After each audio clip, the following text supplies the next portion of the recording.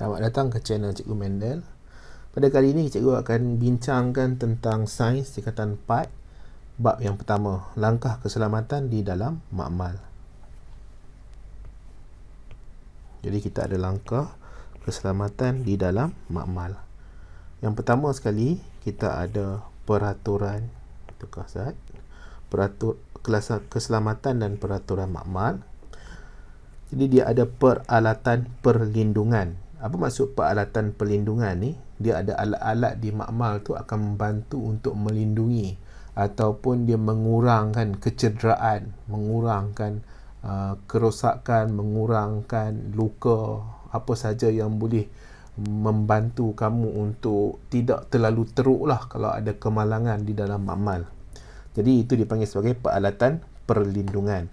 Apa peralatan perlindungan yang ada sepatutnya dalam makmal? Pancuran kecemasan. Jadi sepatutnya kamu boleh pergilah dalam makmal, cikgu sepatutnya tunjuklah kamu yang mana satu pancuran. Kalau kita dengar pancuran ni, dia macam bilik air, ada pancuran, ada air pancut ataupun ada shower. Okey, yang keluar daripada atas tu kan, jadi mandi tu kan. Jadi dia adalah pancuran kecemasan. Kemudian kita ada sistem pencuci mata. Jadi sistem pencuci mata ni kemungkinan dia ada spesifik dia. Cikgu nak cerita lebih-lebih pun cikgu tak ada dalam makmal. Jadi sepatutnya cikgu kat sekolah lah tunjukkan macam mana sistem pencuci mata. Kenapa nak cuci mata? Kemungkinan ada bahan-bahan kimia yang terpercik masuk ke mata kamu. Jadi dia mesti ada teknik dan cara macam mana kita nak cucikan mata tu. Paling mudah sekali, kita buka air dekat pili je lah. Kita cucikan mata yang terkena bahan-bahan kimia ni, ataupun terkena api ke, terkena sesuatu lah. Kemudian kita ada kebuk wasap.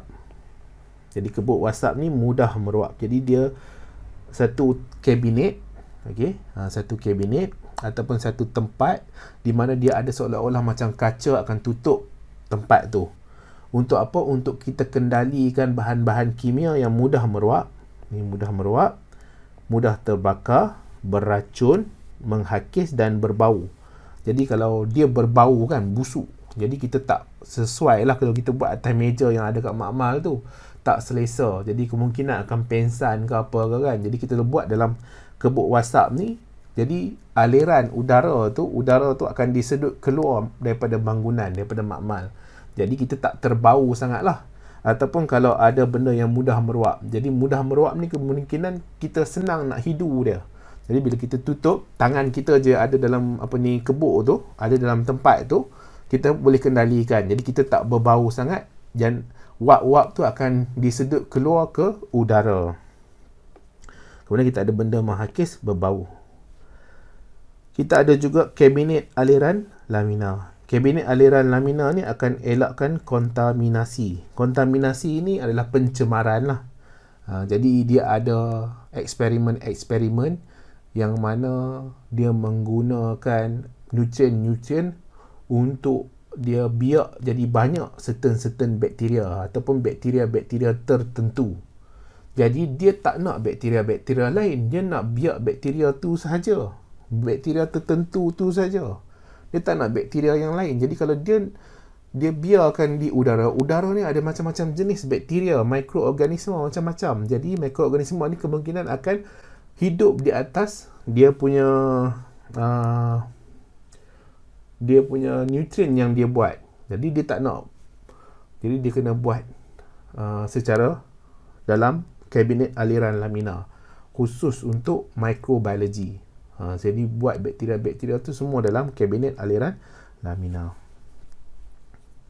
Kemudian kita ada pakaian pelajar. Pakaian pelajar yang paling umum sekali lah. Paling umum sekali kita ada baju makmal. Jadi baju makmal kena pakailah. Dan kita ada kasut makmal. Kasut makmal ni bukanlah setakat cikgu belajar lah waktu masuk matrikulasi, masuk buat degree, buat master, dan sambung lagi belajar.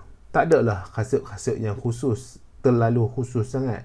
Tak tahulah kalau dia ada yang menyebabkan radiasi ke nuklear ke kan. radium, polonium, pun semua uranium tu semua, kemungkinan lah dia ada kasut makmal tertentu. Tapi secara umumnya kita pakai kasut biasa tu pun dah boleh masuk ke dalam makmal. Kasut yang bertutup supaya nanti tak terdedah kulit kita. Jadi bahan kimia ni kemungkinan dia boleh jatuh. Bila dia jatuh, dia kena pada kulit, dia boleh meresap masuk ke dalam kulit. Sebab tu dinasihatkan untuk memakai kasut apabila duduk di dalam makmal. Kasut sekolah kamu tu lah yang hitam tu, dia boleh guna je lah. Okay? Kalau kemungkinan lah kamu ada masuk tempat-tempat yang kontaminasi ke uranium ke yang radioaktif, kemungkinan ada kasut makmal yang khusus. Tapi makmal biasa memang kena pakai kasut, tak boleh pakai slipper. Kalau kamu masuk universiti, kamu pakai slipper masuk makmal, kena halau keluar oleh pembantu makmal lah. Tak dibenarkan. Dan baju makmal pun memang antara benda yang wajib dipakai apabila masuk dalam makmal. Seterusnya kita ada sarung tangan makmal. Sarung tangan ni apabila kita kendalikan bahan-bahan yang kemungkinan berbahaya kepada tangan kita, berbahaya pada sistem badan kita, kita pakai sarung tangan. Ataupun kita mengendalikan benda-benda yang kotor, jadi kita pakailah sarung tangan. Kemudian kalau ada melibatkan kita terpaksa memegang benda yang bahaya, benda yang tajam, benda yang panas, benda yang terlalu sejuk, jadi kemungkinan kita kena pakai sarung tangan tebal.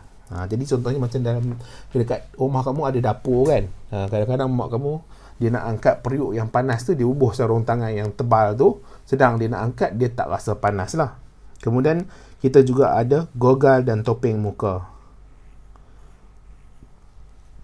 Ini adalah dalam makmal lah. Kalau dia melibatkan api ke, dia melibatkan bahan yang boleh meruap, menghasilkan gas yang boleh membahayakan sistem pernafasan kamu, melukakan kulit kamu, jadi kena pakai goggle dan topeng muka.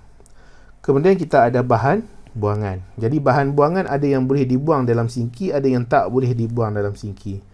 Jadi, apa bahan yang boleh dibuang dalam sinki? Bahan yang pH dia 5 ke 9, kepekatan dia rendah. Contohnya kepekatan rendah ni adalah larutan sukrosa.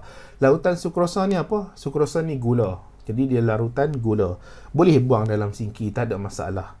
Kemudian kita ada pewarna. Jadi boleh buang. Contohnya kita ada pewarna pandan contohnya. Bolehlah kita nak basuh dekat sinki tu. Dia tak bahayalah. Kemudian kita ada kanji. Contohnya kamu masak nasi kan, kamu nak uji kaji karbohidrat, masak nasi terlebih, okey, ataupun kanji itu terlebih, ini dia bukan pepejal lah, okey, maksudnya kamu masak bubur ke apa kan, boleh buang dekat sinki, itulah tak ada masalah. Kalau kat rumah pun kita buang kat sinki je kan. Kemudian air suling ni biasalah, tak adalah tempat khusus tertentu kita nak buang air suling. Apa yang tak boleh dibuang dalam sinki? Pelarut organik. Okey, jadi kamu tak belajarlah secara detail apa dia pelarut organik tu, cikgu pun tak nak cerita, takut kamu pening kepala. Jadi dia sebut pelarut organik. Maksud pelarut ni apa? Dia boleh melarutkan. Contohnya macam air boleh melarutkan gula, air boleh melarutkan garam. Betul tak? Kan? Kita pergi dapur tu, kita ambil air sikit, kita bubuh garam dalam tu, kita kacau. Jadi dia boleh melarutkan garam dan gula. Sebab tu air tu pelarut. Dia melarutkan. Air dikenali juga sebagai pelarut semesta ataupun pelarut universal. Banyak benda boleh dilarutkan oleh air. Even darah kita pun, salah satu komponen utama adalah air. Sebab apa? Air melarutkan dan air membawa, mengandungi. Jadi tak boleh kita buang dalam sinki. pH dia rendah daripada 5, atas daripada 9. Kalau rendah daripada 5 ni dia jadi berasid lah. Jadi berasid kemungkinan dia ada tindak balas terhadap sinki itu. Ataupun kemungkinan dia boleh mercik ke muka kamu. Bayangkanlah kalau pH 2 kamu buang, pH 2, pH 1.5, pH 2. Kalau kamu tengok kan, ada orang tu, dia dendam, dia nak balas dendam, dia tak betul dia punya pemikiran, dia ambil cuka getah, dia baling kat muka orang. Muka orang tu dia menghakis, dia jatuh muka tu, tisu-tisu jatuh. Sebab apa? Tindak balas dengan cuka getah tadi yang pH dia 1.5, 1, 2. pH dia sangat rendah. Sebab apa? Asid ni dia ada ciri menghakis. Okey. Jadi tak boleh kita buang dalam sinki. Kalau kita ada terpaksa kena kendalikan bahan-bahan yang berasid ni, dia berbahaya. Kemudian ada juga pH yang lebih daripada 9. Bahan toksik tak boleh dibuang dalam sinki. Logam berat seperti merkuri. Jadi merkuri ni bahayalah. Even kalau merkuri jatuh pecah di lantai, kena panggil bomba kan. Jadi bomba terpaksa datang ni. Lepas tu kamu pula yang terdedah tu kemungkinan akan dimandikan oleh bomba ni kalau terdedah merkuri di badan kamu. Merkuri ni bahaya sebab apa? Dia boleh masuk ke dalam kulit kamu, masuk ke dalam darah kamu, kemudian dia boleh menyerang sistem pembiakan yang boleh menyebabkan kemandulan.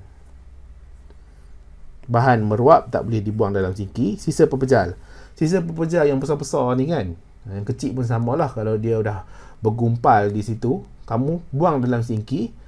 Bayangkanlah kalau kamu bedah tikus, kamu buang tikus dalam sinki.